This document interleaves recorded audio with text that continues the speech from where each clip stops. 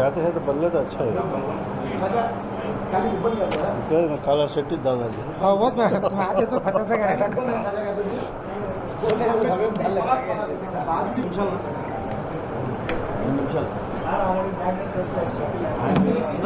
अंदर में भी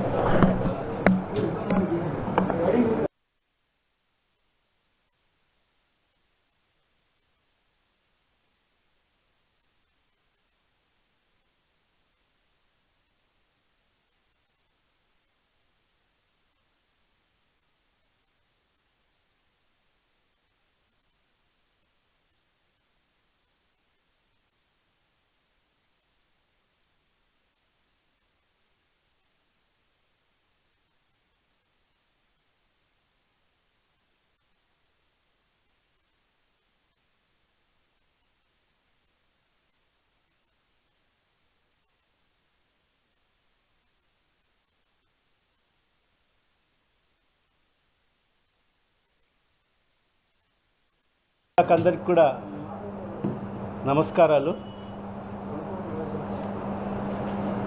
మరి ఇవాళ ఈ ప్రెస్ మీట్ యొక్క ఉద్దేశము మరి ఏదైతే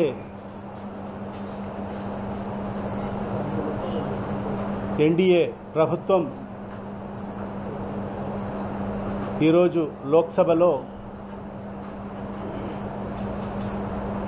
వక్ఫ్ అమెండ్మెంట్ బిల్ 2025కి సంబంధించి తీసుకురావడము, దాని మీద ఈరోజు ప్రెస్ మీట్ పెట్టడం జరుగుతుంది. ముందుగా ఈ భారతదేశం ఒక స్వతంత్ర భారతదేశం, డెమోక్రటిక్ అండ్ సెక్యులర్ భారతదేశం.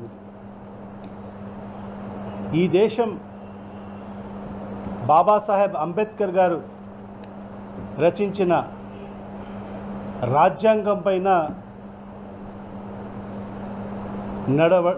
నడవడం జరుగుతుంది.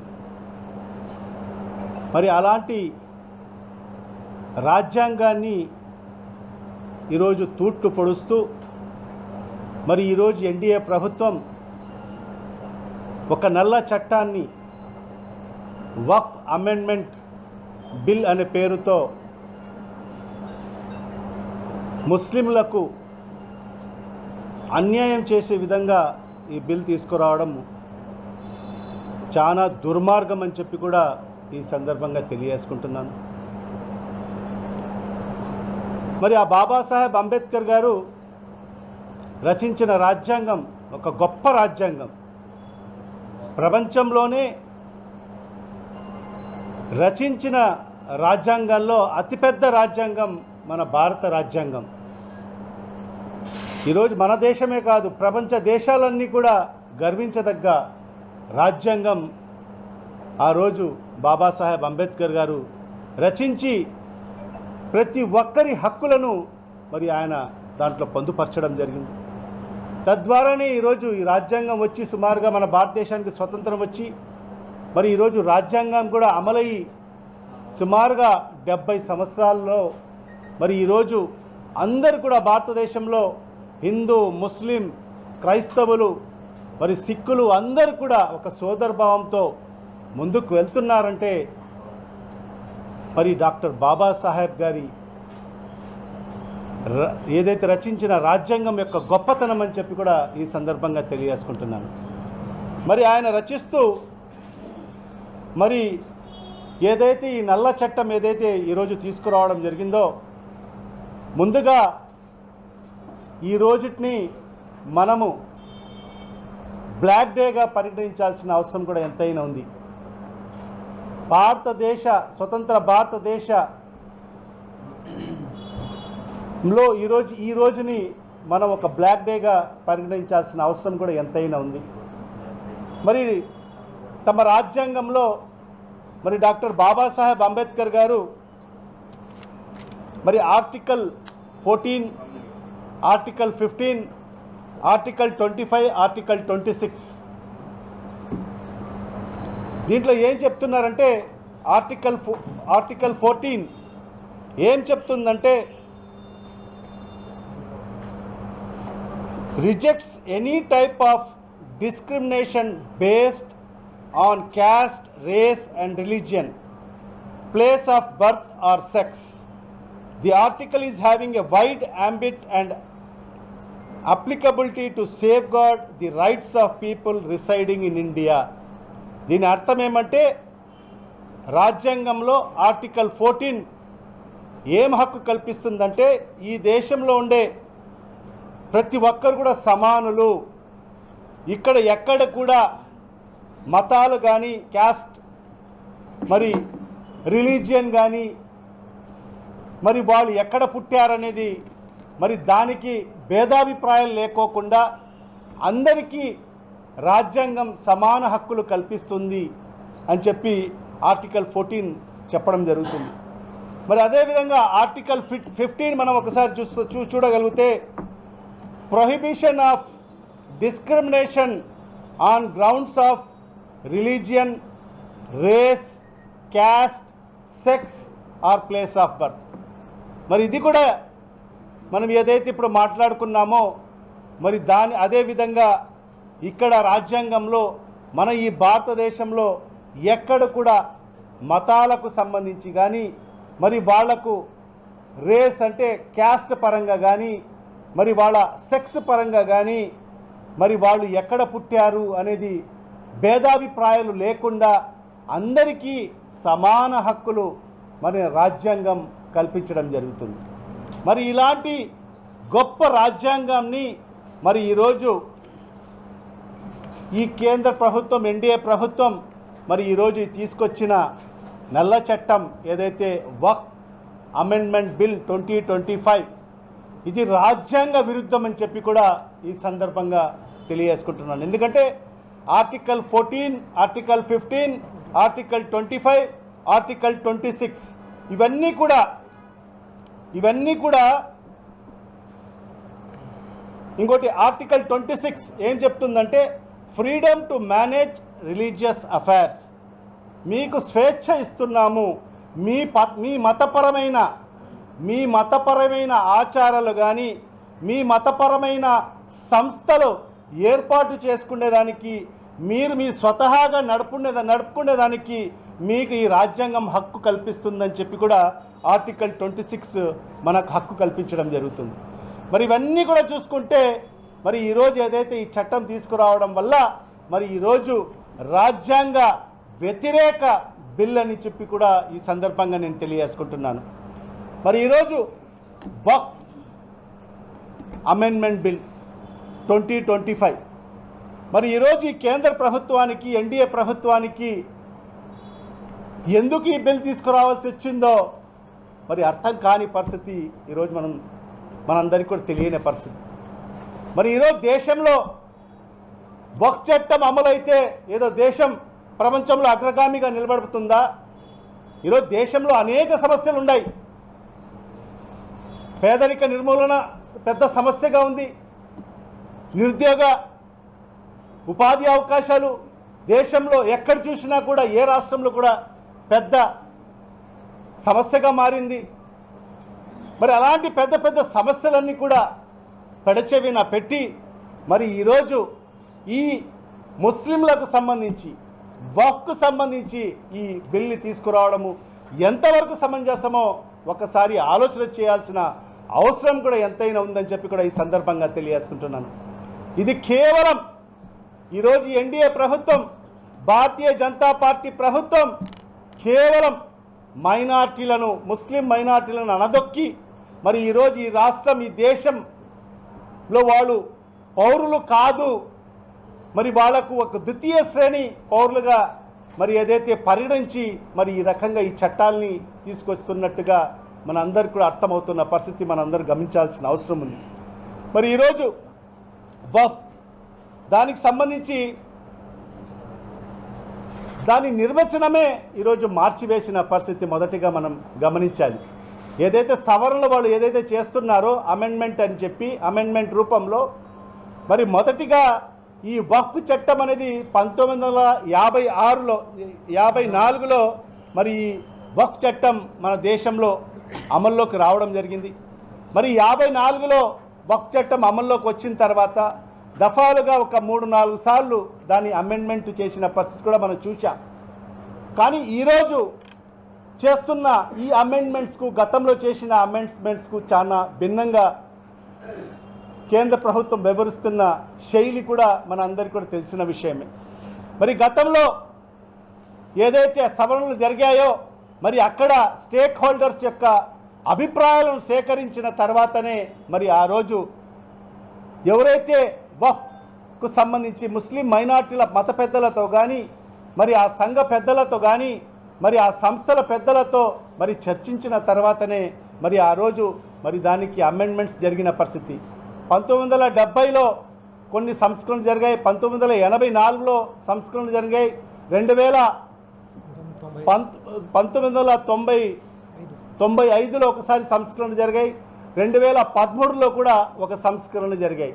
మరి ఇవన్నీ కూడా మరి ఆనాటి స్టేక్ హోల్డర్స్ అంటే ఏంటంటే ఇది వక్ఫ్కు సంబంధించి మైనార్టీలకు ముస్లిం మైనార్టీలకు సంబంధించింది కాబట్టి మరి దానికి సంబంధించిన స్టేక్ హోల్డర్స్లతో మరి ఆ మతానికి సంబంధించిన మరి స్టేక్ హోల్డర్స్తో సమావేశాలు ఏర్పాటు చేసి మరి వాళ్ళ అభిప్రాయాలు మరి సేకరించిన తర్వాతనే మరి దానిలో సవరణలు చేసిన పరిస్థితి. మరి ఈరోజు చూస్తే మరి వక్ఫ్ అనే నిర్వచనాన్నే దాని మీనింగ్నే మార్చివేసిన పరిస్థితి ఈరోజు గమనిస్తున్నాం.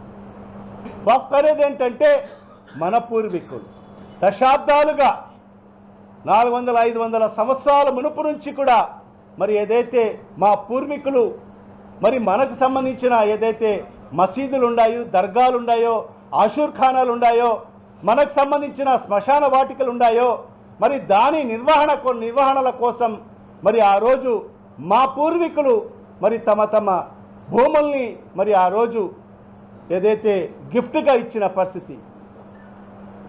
వక్ఫ్ అంటే ఏంటంటే ఒక్కసారి దానం చేస్తే మరి ఆ దానం చేసిన వ్యక్తి కూడా మరి దాన్ని ఏదైతే మళ్ళీ ఇది నా భూమి, ఇది నేనిచ్చిన దానము నాకు వర్తిస్తుందని చెప్పి అడిగే హక్కు కూడా లేని పరిస్థితి. ఒక్కసారి వక్ఫ్ చేయగలిగితే, ఒక్కసారి వక్ఫ్ చేస్తే అది అల్లాహకు సంబంధించిన ప్రాపర్టీగా పరిగణించడం జరుగుతుంది మన ఇస్లాం మతంలో. ఒక్కసారి ఎవరైనా వక్ఫ్ చేస్తే మరి అది ఆ అల్లాహకు సంబంధించిన ప్రాపర్టీగా మరి పరిగణించడం జరుగుతుంది. ఆ నిర్వచనాన్ని మరి ఈరోజు ఈ కేంద్ర ప్రభుత్వం మార్చివేసిన పరిస్థితి ఈరోజు మనం గమనిస్తున్నాం. మరి అదే కాకుండా ఈరోజు వక్ఫ్ బై యూజర్ దాన్ని తీసివేసిన పరిస్థితి గమనిస్తున్నాం. నిజంగా వందలాది సంవత్సరాల మునుపు మరి అక్కడ మాకు సంబంధించిన మసీదులు ఉంటాయి, మాకు సంబంధించిన దర్గాలు ఉన్నాయి, మాకు సంబంధించిన ఆషూర్ ఖానాలు ఉన్నాయి, మాకు సంబంధించిన శ్మశాన వాటికలు. మరి అది వక్ఫ్ బై యూజర్ అంటే అక్కడ ఒక మసీదు ఉందా లేదా, దానికి ఎలాంటి పత్రాలు అవసరం లేదు. అక్కడ మసీదు ఉందా లేదా, అక్కడ దర్గా ఉందా లేదా, అక్కడ శ్మశాన వాటిక ఉందా లేదా, అక్కడ ఆషూర్ ఖానా ఉందా లేదా, అది మాత్రమే చూడడం జరుగుతుంది. ఒక్కసారి అక్కడ మసీదు ఉంటే అది ఎల్లప్పటికీ అది వక్ఫ్గానే ఉంటుంది. అది వక్ఫ్ బై యూజర్. మరి ఆ చట్టాన్ని ఈరోజు సవరించడాని కోసం ఈరోజు కేంద్ర ప్రభుత్వం పూనుకోవడం నిజంగా చాలా దుర్మార్గం అని చెప్పి కూడా ఈ సందర్భంగా తెలియజేసుకుంటున్నాను. మరి ఈరోజు దానికి పత్రాలు పొందపరచండి అని చెప్పడం ఎంతవరకు సమంజసమో ఒక్కసారి మరి ఆలోచించాల్సిన అవసరం కూడా ఎంతైనా ఉంది. మరి వందలాది సంవత్సరాల మునుపు మరి ఏదైతే వక్ఫ్ ఇచ్చిన ఆ స్థలాలు మరి దానికి సంబంధించిన ధృవీకరణ పత్రాలు ఎక్కడి నుంచి తేగలరు ఎవరన్నా? శ్మశాన వాటికలు దశాబ్దాలుగా 100 ఏళ్లుగా శ్మశానాలుగా ఉన్న మరి దానికి ఈరోజు ప్రభుత్వం వచ్చి దీనికి పత్రాలు ఉన్నాయా, ఎవరు ఇచ్చారు మీకు ఈ భూములు అని చెప్తే దానికి పత్రాలు ఎవరు చూపించగలరు? మరి ఈ రకంగా ఒక దుర్మార్గమైన బిల్లును తీసుకొచ్చి మరి ఈరోజు మైనార్టీలను, ముస్లిం మైనార్టీలను నిజంగా అణగదొక్కే ప్రయత్నం మరి ఈరోజు ఈ కేంద్ర ప్రభుత్వం, ఎన్డీఏ ప్రభుత్వం చేస్తున్న పరిస్థితి. మరి అదే కాకుండా ఎంత దుర్మార్గం అంటే, ఇది భారతదేశం అనేది ఒక సెక్యులర్ దేశం. ఇక్కడ హిందూ, ముస్లిం, క్రైస్తవులు అందరూ కూడా ఒక సోదర భావంతో ఉంటాం. అందరూ కూడా ఒక మతాల్ని ఒకరు అభిమానించుకుంటాం. నిజంగా చూస్తే ఈరోజు దర్గాలు, పెద్ద పెద్ద దర్గాలు, ఈరోజు కడప పెద్ద దర్గా కానీ మన అజ్మీర్లోనే ఖాజా గరీబ్ నవాజ్ దర్గాకు చూస్తే ముస్లింలతో సమానంగా ఇతర మతస్థులు కూడా మరి ఆ దర్గాను కొలిచే పరిస్థితి ఉంటుంది. మరి అలాంటిది ఒక వక్ఫ్ చేయాలంటే, దానం చేయాలంటే వక్ఫ్ మరి అతను 5 సంవత్సరాలు ముస్లింగా ప్రాక్టీస్ చేసి ఉండాలి అని చెప్పి ఈరోజు చట్టం తీసుకురావడం జరుగుతుంది. ఇది ఎక్కడి సమంజసం? ఇది భారతదేశమా? ఇది సెక్యులర్ దేశమా? ఈ దేశంలో అనేక మంది, ఎంతోమంది పెద్దలు, పూర్వీకులు మరి వాళ్ళు ఏ ఆచారాలు పాటించినా కూడా, ఏ మతాన్ని ఆచరించినా కూడా మరి వాళ్ళు గౌరవించి మరి ఆ దర్గాలకు కానీ, ఆ మసీదులకు కానీ, ఆషూర్ ఖానాలకు కానీ మరి వాళ్ళు స్థలాలు ఇచ్చిన పరిస్థితి గతంలో మనం చూశాం. మరి అలాంటిది చల్లవు. ఖచ్చితంగా అతను వక్ఫ్ చేసే ముందు 5 సంవత్సరాలు ముస్లింగా ప్రాక్టీస్ చేసి ఉండాలి అని చెప్పడము ఎంతవరకు సమంజసము? అంటే ఈరోజు మేము ఏ మతాన్ని ఆచరిస్తున్నామో ఈ ప్రభుత్వానికి సర్టిఫికెట్ ఇవ్వాలి. ఇది భారతదేశమా? ఇది సెక్యులర్ దేశమా? లేకపోతే ఇది మోడీ దేశమా? ఇది మేము ఏ మతాన్ని ఆచరిస్తున్నామనేది కేంద్ర ప్రభుత్వానికి డిక్లరేషన్ ఇవ్వాలంట. ఎంత దుర్మార్గమో ఒకసారి ఆలోచన చేయండి. మరి అదే కాకుండా వక్ఫ్కు సంబంధించి ఒక ట్రిబ్యునల్ ఉంది. మరి అదే కాకుండా వక్ఫ్ సర్వే కమిషన్ ఉంది. ఇలాంటి ఏదన్నా డిస్ప్యూట్ ఉంటే వక్ఫ్కు సంబంధించి ఇది నా ఆస్తి అని చెప్పినప్పుడు వక్ఫ్కు ఎవరికైనా ఎవరైనా ఉంటే మరి దానికి సంబంధించి వక్ఫ్ ట్రిబ్యునల్ ఉంది. ప్రతి దానికి కూడా ట్రిబ్యునల్ ఉన్నాయి. ఎండోమెంట్ ట్రిబ్యునల్ ఉంది, వక్ఫ్ ట్రిబ్యునల్ ఉంది, మరి అదేవిధంగా ఇన్కమ్ ట్యాక్స్ ట్రిబ్యునల్ ఉంది. ప్రతి భాగానికి ఒక ట్రిబ్యునల్ ఉంటుంది. మరి వాళ్ళు సంబంధించిన ఏదైతే కేసెస్ ఉంటాయో దానికి సంబంధించిన ఆ ట్రిబ్యునల్ని ఆశ్రయించడం జరుగుతుంది. మరి అదేవిధంగా వక్ఫ్ సర్వే కమిషన్ ఉంటుంది. ఆ సర్వే కమిషన్ అది న్యూట్రల్ బాడీ. అది ఏదైతే ఇద్దరికి ఎక్కడైతే సమస్య వస్తుందో మరి ఆ కమిషన్ పోయి ఆ సర్వే చేస్తుంది. సర్వే చేసిన తర్వాత మరి దానికి సంబంధించిన ఎవరికి సంబంధించిన ఆ ల్యాండ్ అనేది మరి ఆ కమిషన్ గుర్తించడం జరుగుతుంది. మీరు ఎక్కడైనా మీకు అన్యాయం జరిగితే మీరు ట్రిబ్యునల్ని ఆశ్రయించవచ్చు.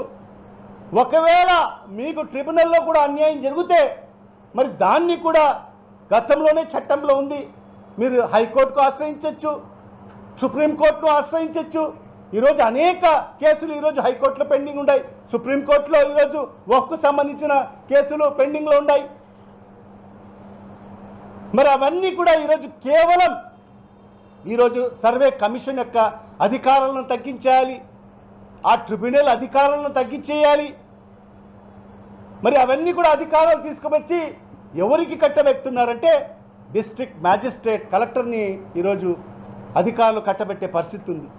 అంటే వక్ఫ్కు సంబంధించింది ఆస్తి ఎవరిదా కాదా టైటిల్ అనేది డిసైడ్ చేసేది డిస్ట్రిక్ట్ మ్యాజిస్ట్రేట్ అంట, డిస్ట్రిక్ట్ కలెక్టర్ అంట.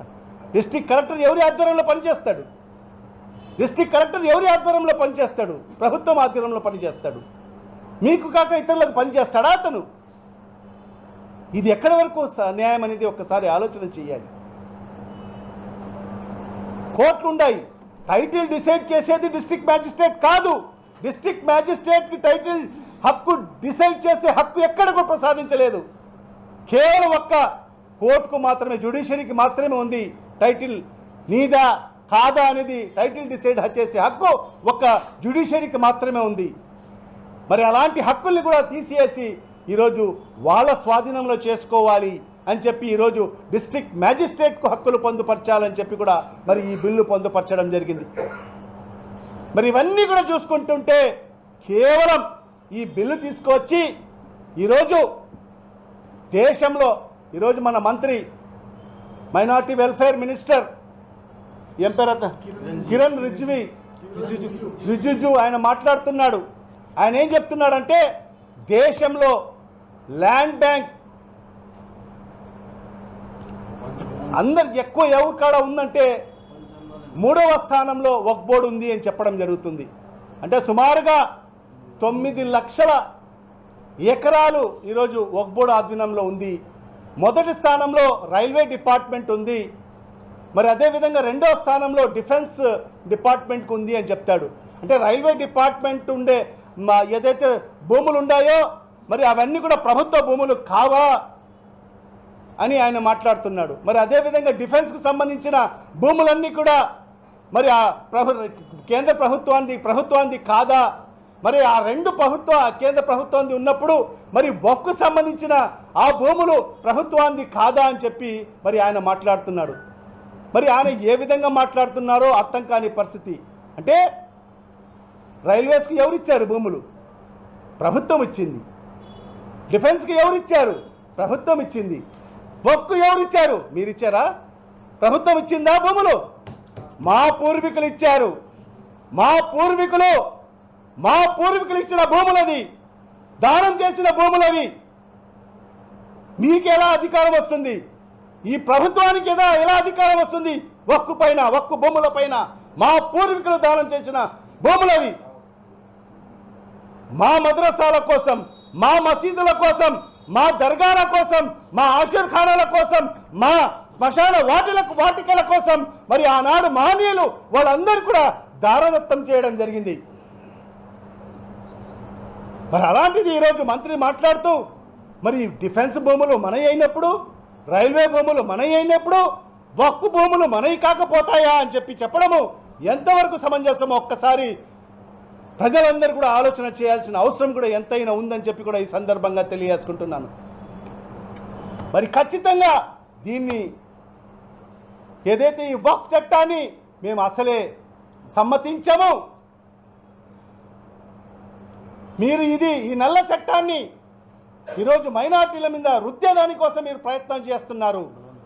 కేవలం మీ స్వార్థ ప్రయోజనాల కోసం, మీ రాజకీయ లబ్ధి కోసం ఈరోజు ఈ దేశాన్ని ముక్కలుగా చేసేదానికి మీరు ప్రయత్నాలు చేస్తున్నారు. ఈ దేశంలో ఉండే హిందూ ముస్లిం సోదరులను విడగొట్టి మీ రాజకీయాలు పబ్బం గడుకునే దానికోసం మీరు ప్రయత్నాలు చేస్తున్నారు తప్ప మైనార్టీలకు ఏదో మేలు చేయాలనో, నిజంగా ఈరోజు వాళ్ళు మాట్లాడుతున్న తీరు చూస్తుంటే ఆ మంత్రులు కానీ ఆ బీజేపీకి సంబంధించిన మరి ఆ కూటమి ప్రభుత్వంలో ఉండే అలయన్స్ ప్రభుత్వంలో ఉండే పెద్దలందరూ కూడా మాట్లాడుతూ ఉంటే నిజంగా మైనార్టీల మీద ప్రేమ ఒలకబేసినట్టు మాట్లాడుతున్నారు. మైనార్టీల అభివృద్ధి కోసం వాళ్ళు కృషి చేస్తారంట. మరి అదే కాకుండా ఈరోజు ఈ చట్టాలను తీసుకొచ్చి మరి ఈ ఆదాయాన్ని పెంచుతారంట. నిజంగా వీళ్ళు పొందుపరిచిన ఈ బిల్లు, అమెండ్మెంట్ బిల్లు ఏంటంటే గతంలో వక్ఫ్కు సంబంధించిన ఎక్కడైనా స్థలాలు భూములు ఉంటే మరి ఎవరైనా ముతవల్లి మరి దాన్ని ఏదైతే ముతవల్లి అంటే ఏంటి, కస్టోడియన్ మాత్రమే, అతనికి కూడా ఎక్కడ కూడా అమ్మే హక్కు లేదు. ఓన్లీ అతను సేఫ్ గార్డియన్ మాత్రమే, సంరక్షకుడు మాత్రమే. మరి ఆదాయం వచ్చిన ఆదాయంలో మరి ఆ మసీదుకు అభివృద్ధి చేసుకుంటూ మరి అతని జీవనోపాధి కోసం ఖర్చు పెట్టుకుంటూ మరి దాంట్లో 7% వక్ఫ్ బోర్డుకు చెల్లించాల్సిన అవసరం ఉంది. మరి అలాంటిది ఈరోజు ఆ ఆదాయాన్ని పెంచేదానికోసం, మైనార్టీలకు మేలు చేసేదానికోసం ఈ చట్టం పనిచేస్తుందని చెప్తున్నారు. చెప్పి ఏం చేస్తున్నారంటే ఇప్పుడు ఏదైతే 7% వక్ఫ్ కలెక్ట్ చేస్తున్నారో దాన్ని 7%ని 5%కి తగ్గించడం జరిగింది. చూడండి ఎంత ప్రేమ ఉందో. 7% ఇప్పుడు చెల్లిస్తూ ఉన్న ఏదైతే ఉందో వక్ఫ్ చట్టము 7% వాళ్ళు కలెక్ట్ చేసి కట్టుతున్నారో దాన్ని 5%కి తగ్గించడం జరిగింది. అంటే దీని ద్వారా ఆదాయం పెరుగుతుందంట. కేవలం కల్లిబల్లి మాటలు చెప్పి ఈరోజు కేవలం ముస్లింలను హిందువులను విడగొట్టి రాజకీయం చేయాలి, తమ పబ్బం గడుపుకోవాలి, అధికారంలో ఉండాలి, అధికార దాహంతో ఈరోజు ఇలాంటి నల్ల చట్టాలని ఈరోజు ఈ భారతదేశంలో తీసుకురావడం ఎంతవరకు సమంజసమో అని చెప్పి కూడా ఈ సందర్భంగా ఈ కేంద్ర ప్రభుత్వాన్ని ప్రశ్నిస్తున్నాను.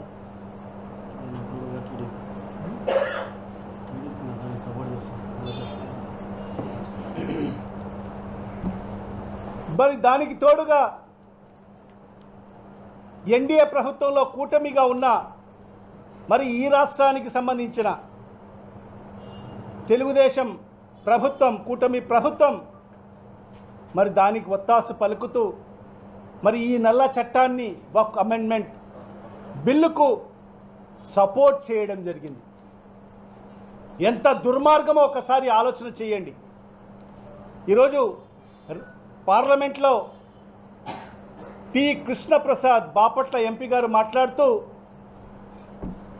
ఆయన చెప్పిన మాటలు ఏమంటే మైనార్టీల అభివృద్ధి కోసం, మరి అదేవిధంగా మహిళల ఎంపవర్మెంట్ కోసం మరి మేము ఈ బిల్లుని మద్దతిస్తున్నాము.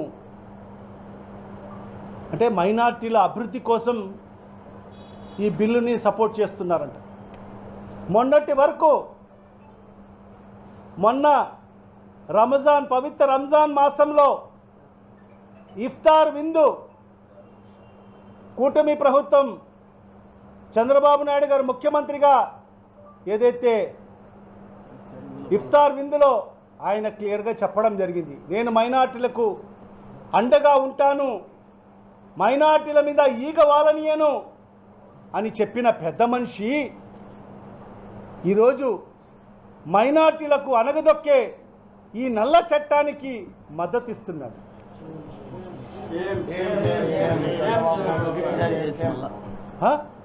నిజంగా ఆయన చెప్పిన మాటలు విని గత 2 రోజులుగా మనం చూసాం, నేషనల్ మీడియా అంతా కూడా ఏదో జరగబోతుంది. ఎందుకంటే ఈరోజు కేంద్ర ప్రభుత్వం ఇద్దరి మీద ఆధారపడి ఉంది. మోడీ అనే వ్యక్తి ఇద్దరి మీద ఆధారపడి ఉన్నాడు. ఈరోజు కేంద్ర ప్రభుత్వం ఒక పక్క నితీష్ కుమార్, ఒక పక్క చంద్రబాబు నాయుడు, ఇద్దరి సహాయంతో ఈరోజు కేంద్ర ప్రభుత్వం నడవడం జరుగుతుంది. మరి అలాంటి పరిస్థితుల్లో మరి ఈరోజు గత 2 రోజులుగా నేషనల్ మీడియా ఛానల్స్ అన్నీ కూడా చంద్రబాబు నాయుడు గారు ఇఫ్తార్ విందులో మైనార్టీలకు నేను అండగా ఉంటాను, మైనార్టీలకు ఏ హాని కలగనీయమని అని చెప్పాడు. ఖచ్చితంగా ఈ బిల్లుకు మరి వ్యతిరేకిస్తాడు, మరి కేంద్ర ప్రభుత్వం పడిపోయే పరిస్థితులు ఉన్నాయని చెప్పి కూడా గత 2 రోజుల్లో నేషనల్ మీడియాలో అంతా కూడా షికారు కొట్టిన పరిస్థితి. మరి నిన్నటి దినం చూస్తే ఒక విప్ జారీ చేయడం జరిగింది మరి చంద్రబాబు నాయుడు గారు. మరి అదేవిధంగా పవన్ కళ్యాణ్ గారు కూడా వాళ్ళ ఎంపీలకు విప్ జారీ చేయడం జరిగింది. అందరు కూడా ఈరోజు వక్ఫ్ బిల్లు మరి పార్లమెంట్లో రాబోతుంది, మీరు అందరు కూడా అక్కడ ఖచ్చితంగా అటెండ్ కావాలి, మరి దానికి మీరు సపోర్ట్ చేయాలని చెప్పి కూడా మరి విప్ జారీ చేసి మరి ఈరోజు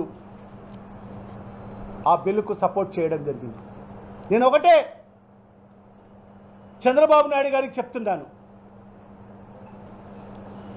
మరి నువ్వు మైనార్టీలకు ఏ కోశాన మీరు మేలు చేసినట్టుగా మరి ఈ బిల్లుకు సపోర్ట్ చేశావు.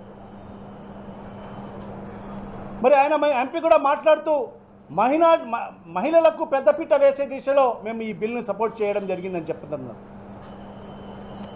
మరి ఇవాళ వాళ్ళకు గతంలో వక్ఫ్ చట్టం తెలుసా తెలియదా కూడా నాకు తెలియదు. మరి ఇప్పటికే వక్ఫ్ బోర్డు ఫార్మేషన్లో చట్టం ఉంది, ఇద్దరు ఖచ్చితంగా మహిళలు ఉండాల్సిన అవసరం ఉందని చెప్పి కూడా ఇప్పటికే ఉంది. గతంలో మేము కూడా బోర్డు ఫామ్ చేశాం, మా ప్రభుత్వంలో జగన్మోహన్ రెడ్డి గారి హయాంలో మేము బోర్డు ఫామ్ చేశాం, దాంట్లో 2 మహిళలకు అవకాశం కల్పించడం జరిగింది. మరి ఈరోజు వీళ్ళు కొత్తగా ఏదో చట్టం తీసుకొచ్చి మహిళలకు ఉద్ధరిస్తామని చెప్పి ఈరోజు మేము సవరణలు తీసుకొచ్చామని చెప్పి గొప్పలు చెప్పుకోవడం జరుగుతుంది. వక్ఫ్ బోర్డ్ ఫార్మేషన్లో, స్టేట్ వక్ఫ్ బోర్డ్ ఫార్మేషన్లో ఖచ్చితంగా మహిళలకు అవకాశం ఇవ్వాలని కూడా గతంలో నుంచి కూడా ఉంది, 2 మహిళలకు అవకాశం ఇవ్వాలని. మరి అదే కాకుండా ఈరోజు వక్ఫ్ బోర్డు ఫార్మేషన్లో ఈరోజు సవరణలు ఏం తీసుకొస్తారంటే నాన్ మైనారిటీస్ని కూడా అవకాశం ఇవ్వాలి అని చెప్పి కూడా తీసుకురావడం జరిగింది. అంటే వక్ఫ్ బోర్డ్ అంటే ఏంటి? ఇది ప్యూర్లీ ముస్లిం మైనారిటీలకు సంబంధించిన మరి వాళ్ళ ఆస్తులను పరిరక్షించే దానికోసం ఈ బోర్డు ఫామ్ చేయడం జరిగింది. వాళ్ళ పూర్వీకులు ఇచ్చిన ఆస్తుల్ని, ఆ భూముల్ని, మరి ఆ ఆస్తుల్ని కాపాడుకునే దానికోసం ఒక బోర్డుని ఏర్పాటు చేయడం జరిగింది. అంటే ఎవరి ఆస్తులు కాపాడుకునే దానికోసం? ముస్లిం మైనారిటీల ఆస్తులను కాపాడుకునే దానికోసం బోర్డు ఫార్మ్ చేయడం జరిగింది. దాంట్లో ఈరోజు ఈ కేంద్ర ప్రభుత్వం, ఎన్డీఏ ప్రభుత్వం సవరణ చేసి దాంట్లో నాన్ మైనారిటీస్ని కూడా 2 అవకాశం కల్పించాలి అని చెప్పి ఈ చట్టం రూపకల్పన చేయడం జరిగింది. అంటే ఎక్కడికి పోతున్నాం మనం? మరి అదే తరహాలో ఎక్కడన్నా మనం చూసామా? ఇప్పుడు మనం తిరుమల తిరుపతి బోర్డు ఉంది, దాంట్లో ఎవరన్నా నాన్ హిందూస్ని అక్కడ అకామిడేట్ చేస్తున్నారా? ఎన్నో దేవాలయాలకు సంబంధించిన బోర్డులు ఉన్నాయి, కమిటీలు ఉన్నాయి, అక్కడ ఎవరన్నా నాన్ హిందూస్కి ఎవరన్నా అక్కడ అవకాశం ఇస్తున్నారా? ఇది ఎక్కడి న్యాయము? ఇది ఏంటి? కేవలం హిందూ ముస్లిం అని చెప్పి పబ్బం గడుకోవాలి, రాజకీయాలు చేసుకోవాలి, మనమే అధికారంలో ఉండాలి, అధికార దాహం ఈరోజు ఎన్డీఏ ప్రభుత్వానికి, ఎన్డీఏ పెద్దలకు, భారతీయ జనతా పార్టీ పెద్దలకు మరి ఎప్పటి వరకు హిందూ ముస్లిం అని చెప్పుకుంటూ ఉంటారో వాళ్ళు అధికారంలో ఉంటారని చెప్పి మరి ఆ దిశలో మరి ఈరోజు ఈ నల్ల చట్టాలని తీసుకురావడము ఇది చాలా బాధాకరమైన విషయం అని చెప్పి కూడా ఈ సందర్భంగా నేను తెలియజేసుకుంటున్నాను. మరి ఈరోజు తెలుగుదేశం పార్టీ ఎంపీ మాట్లాడుతూ వక్ఫ్ సవరణ చట్టానికి మేము సపోర్ట్ చేస్తూ మరి ఆయన చెప్తున్నాడు ఈ రాష్ట్రంలో మైనార్టీలకు వాళ్ళు ఏమేమో చేసేసారంట. మేము 4,000 కోట్ల రూపాయలు మరి ఈసారి బడ్జెట్లో నిధులు కేటాయించాము. మేము మైనార్టీ ఫైనాన్స్ కమిషన్ని మనము మైనార్టీ ఫైనాన్స్ కార్పొరేషన్ని మనం ఏర్పాటు చేశాము అని చెప్పి ఏదేదో దానికి సంబంధం లేని విషయాలు ఈరోజు పార్లమెంట్లో మాట్లాడిన పరిస్థితి. నిజంగా అన్ని అసత్యాలు. నిజంగా నువ్వు ఈ రాష్ట్రంలో మైనార్టీలకు చేసిన ద్రోహం ఏ నాయకుడు చేసి ఉండడు. నువ్వు చేసిన ద్రోహం ఎప్పటికీ మైనార్టీలు మర్చిపోరని చెప్పి కూడా ఈ సందర్భంగా తెలియజేసుకుంటున్నాం. నువ్వు ఒక మైనార్టీ ద్రోహి అని చెప్పి కూడా ఈ సందర్భంగా తెలియజేసుకుంటున్నా. నువ్వు గతంలో అనేక సందర్భాల్లో నేను ఒక సెక్యులర్ నాయకుడిని అని చెప్పి మైనార్టీల ఓట్లతో నువ్వు అధికారం ఎక్కడం జరిగింది. మరి నీ స్వార్థ రాజకీయాల కోసం మరి నువ్వు మరి ఆనాడు ఎన్డీఏ ప్రభుత్వంతో జత కట్టడం జరిగింది.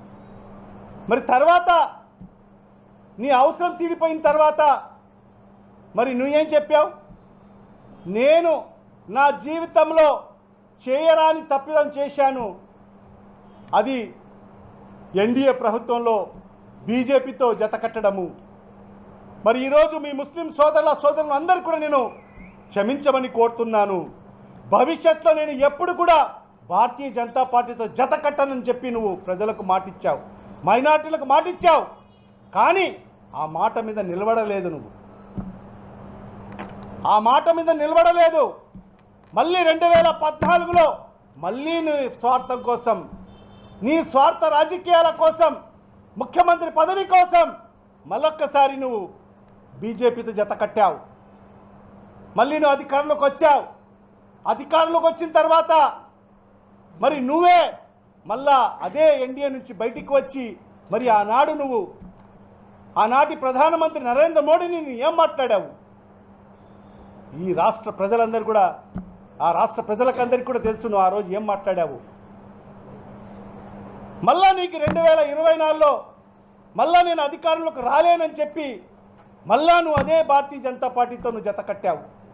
కేవలం అధికార దాహం మాత్రమే నీకు. మైనార్టీల మీద ఎక్కడ ఏ క్వశ్చన్ కూడా ప్రేమ లేదు నీకు. నీకు ప్రేమ అవునింటే 2014లో నీ ప్రభుత్వం అధికారంలోకి వచ్చిన తర్వాత నువ్వు 5 ఏళ్లలో ఒక్కరికైనా మంత్రి పదవి ఇచ్చావా మైనార్టీలకు? నువ్వు ప్రజలకు సమాధానం చెప్పాలి, మైనార్టీలకు సమాధానం చెప్పాలి. 2016లో నీ ప్రభుత్వం అధికారంలోకి వచ్చిన తర్వాత నీ మంత్రివర్గ కూర్పులో నువ్వు ఎందుకు మైనార్టీలకు అవకాశం ఇవ్వలేదు? నాన్ మైనార్టీకి పల్లె రఘునాథ్ రెడ్డి గారికి నువ్వు మైనార్టీ మంత్రిత్వ శాఖ ఇస్తావు. తర్వాత పల్లె రఘునాథ్ రెడ్డి కాడ నుంచి నువ్వు స్వతహాగా నీ కాడ మైనార్టీ శాఖ పెట్టుకుంటావు. మళ్ళీ ఎన్నికలు వస్తున్నాయి తరుణంలో, ఇంకొక 6 నెలల ఎన్నికలు వస్తాయనగా అప్పుడు మళ్ళీ నీకు మైనార్టీలు గుర్తుకొచ్చాయి. మరి అప్పుడు నువ్వు ఒక మైనార్టీని మంత్రిగా చేశావు, ఫరూక్ గారిని. మరి ఇవన్నీ కూడా ప్రజలకు తెలియదా?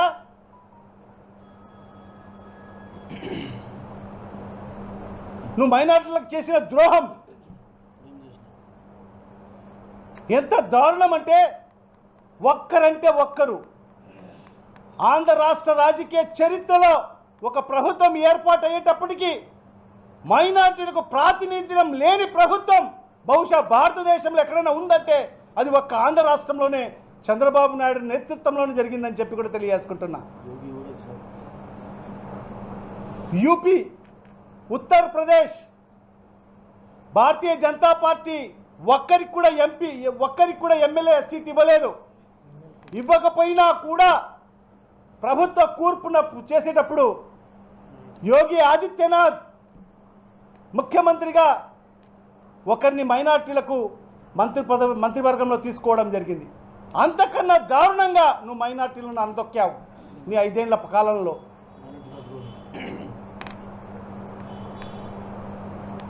మళ్ళా మా ప్రభుత్వం అధికారులకు వచ్చిన తర్వాత, జగన్మోహన్ రెడ్డి గారు ముఖ్యమంత్రి అయిన తర్వాత మైనార్టీలకు పెద్దపీట వేయడం జరిగింది.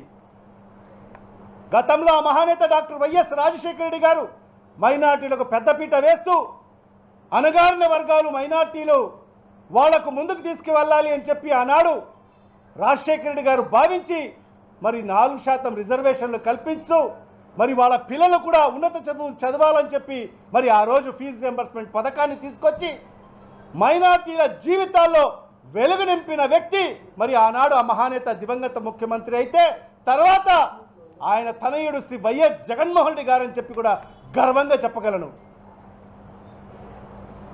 ఎప్పుడు ఎవరు కూడా చేయనటువంటి విధంగా తండ్రి అడుగుజాడలో నడుస్తూ మైనార్టీలకు మరి ఆయన ఏదైతే తన తండ్రి గారు మరి ఉద్యోగ ఉపాధి అవకాశాల్లో రిజర్వేషన్లు కల్పిస్తే తనయునిగా ఆ సామాజిక వర్గాన్ని రాజకీయంగా కూడా ముందుకు తీసుకెళ్లాలని చెప్పి భావించి మరి నలుగురిని ఎమ్మెల్యేలుగా చేయడం జరిగింది. శాసన మండలిలో కూడా ఎప్పుడు కూడా లేనటువంటి విధంగా నలుగురికి మరి శాసన మండలిలో కూడా అవకాశం ఇవ్వడం జరిగింది. నలుగురికి ఎమ్మెల్యేలుగా ఇవ్వడమే కాకుండా తన మంత్రివర్గ కూర్పులో ఒక మైనార్టీ సామాజిక వర్గ వ్యక్తిని అయిన నన్ను తన మంత్రివర్గంలో అవకాశం కల్పిస్తూ మరి ఈ రాష్ట్రానికి ఉప ముఖ్యమంత్రి పదవి ఇచ్చిన ఘనత ఒక్క జగన్మోహన్ రెడ్డి గారికి దక్కుతుంది. ఈ దేశంలో మండలిలో కూడా ఒక మైనార్టీ మహిళకు డిప్యూటీ చైర్మన్ పదవి ఇచ్చిన ఘనత కూడా జగన్మోహన్ రెడ్డి గారిది. మరి అదే కాదు, నామినేటెడ్ పదవుల్లో కానీ నామినేటెడ్ వర్క్లో కానీ మరి ఏదైతే దామాషా ప్రకారంగా మరి మైనార్టీలకు పెద్దపీట వేసిన ఘనత కూడా జగన్మోహన్ రెడ్డి గారిది. 5 ఏళ్ల కాలంలో జగన్మోహన్ రెడ్డి గారు సుమారుగా 26,000 కోట్ల రూపాయలు మైనార్టీల సంక్షేమం కోసం ఖర్చు పెట్టిన ఏకైక ప్రభుత్వం ఈ భారతదేశంలో ఒక్క జగన్మోహన్ రెడ్డి గారి ప్రభుత్వం మాత్రమే అని చెప్పి కూడా ఈ సందర్భంగా గొప్పగా చెప్పగలను. అనేక సంస్కరణలు తీసుకొచ్చి ఎవరు ఎన్ని చెప్పినా కూడా నా మైనార్టీలు, నా బీసీలు, నా ఎస్సీలు, నా ఎస్టీలు అని చెప్పిన ఏకైక ముఖ్యమంత్రి యొక్క జగన్మోహన్ రెడ్డి గారు మాత్రమే అని చెప్పి కూడా ఈ సందర్భంగా తెలియజేసుకుంటున్నాను.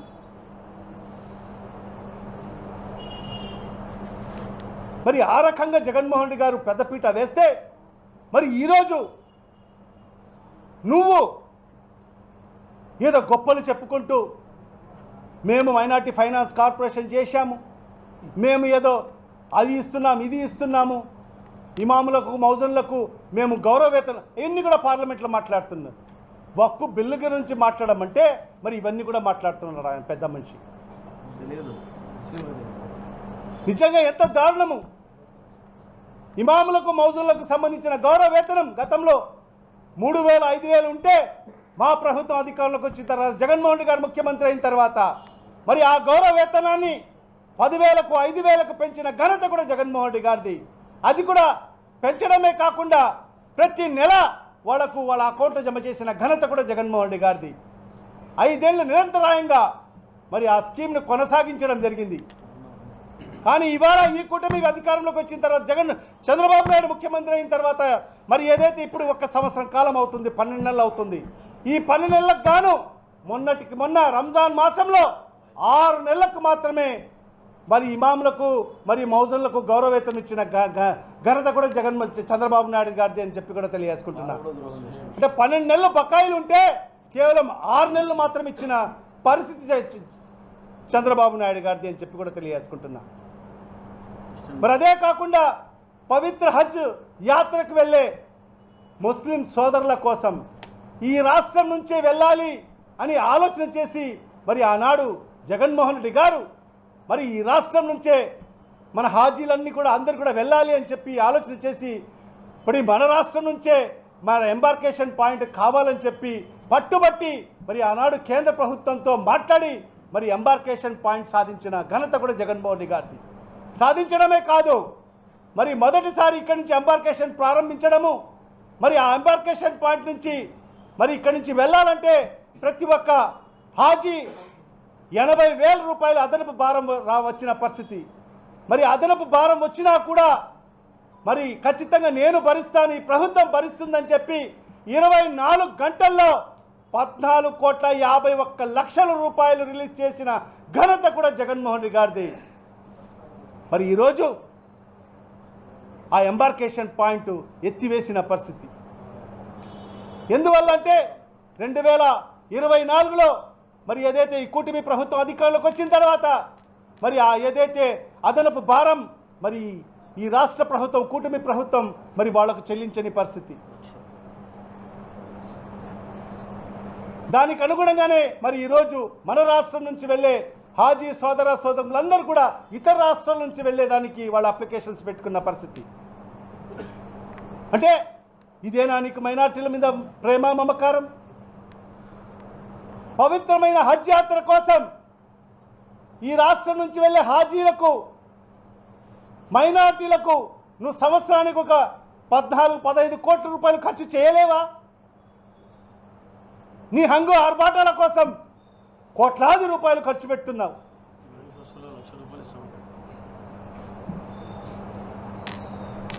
ఈరోజు గతంలో ప్రతి నెల పెన్షన్ ఇచ్చేదానికోసం వాలంటీర్ వ్యవస్థ తీసుకొచ్చి మన నాయకుడు ముఖ్యమంత్రి జగన్మోహన్ రెడ్డి గారు వాలంటీర్ వ్యవస్థ తీసుకొచ్చి ప్రతి నెల 1వ తేదీన తెల్లవారుజామున మరి వాళ్ళ ఇంటికి పోయి పెన్షన్ పంచిన ఘనత జగన్మోహన్ రెడ్డి గారు.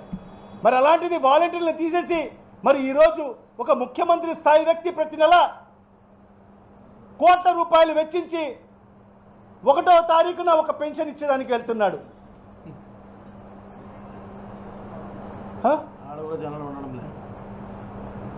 ఒక పెన్షన్ ఇచ్చేదానికోసం ఈ రాష్ట్ర ముఖ్యమంత్రి ఎంత ఖర్చు పెడుతున్నాడో ఒక్కసారి ఆలోచన చేయండి.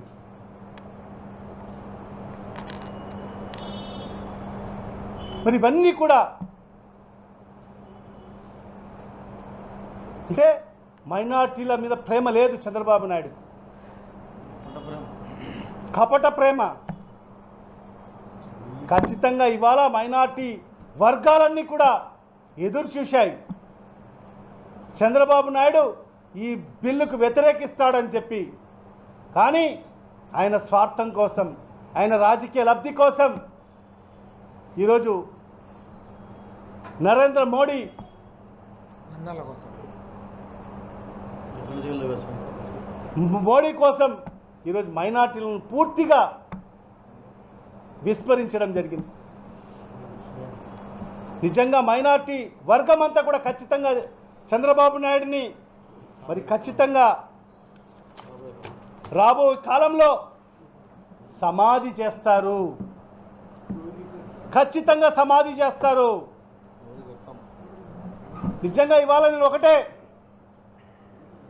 తెలుగుదేశం పార్టీ కూటమి ప్రభుత్వంలో ఉండే మైనార్టీ సోదర సోదరులందరికీ కూడా విజ్ఞప్తి చేస్తున్నాను. ఒకసారి పునరాలోచించుకోండి. సమాజం మిమ్మల్ని వెలివేస్తుంది. మీరు గనుక